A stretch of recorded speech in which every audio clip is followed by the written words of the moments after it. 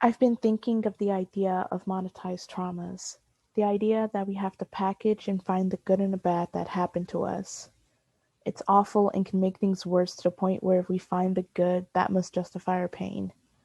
Pain does not work on justification, and trying to find a reason behind your pain will drive you mad.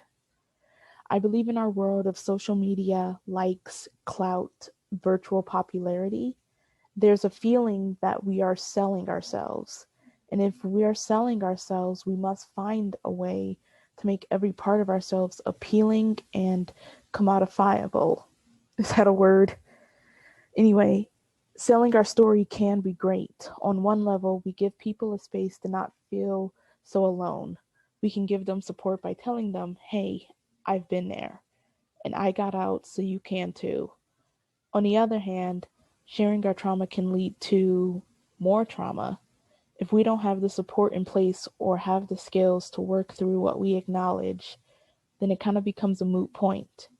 If you share for pity or sympathy, trust me, I've been there, but it's not going to solve what you think it will solve.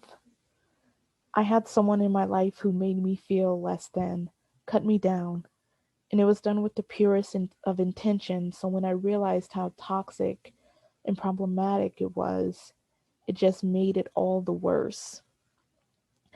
I'm talking in vagueness because I don't want to focus on myself too much, but know that trauma is subtle and it can pervade over your whole life. So when we try to squeeze good out of it, are we justifying that person or our suffering? I know for me, it was the latter. I think the presentation of idealistic lives we see on social media has made us forget that life itself is not clean cut. Now, I'm not trying to demonize social media here, but it is a large influence in any modern person's life. Trauma is complex and messy, and trying to insert it into a neat box only creates an illusion of control. Because if we can make the bad into good, then there is a point, right? A reason. But trauma doesn't work on reason. It works when your system is overstimulated and you find a way to cope, whatever that may be. What's my point here? Well, let me first say that if you're comfortable talking about every part of your life and sharing those intimate details, do you.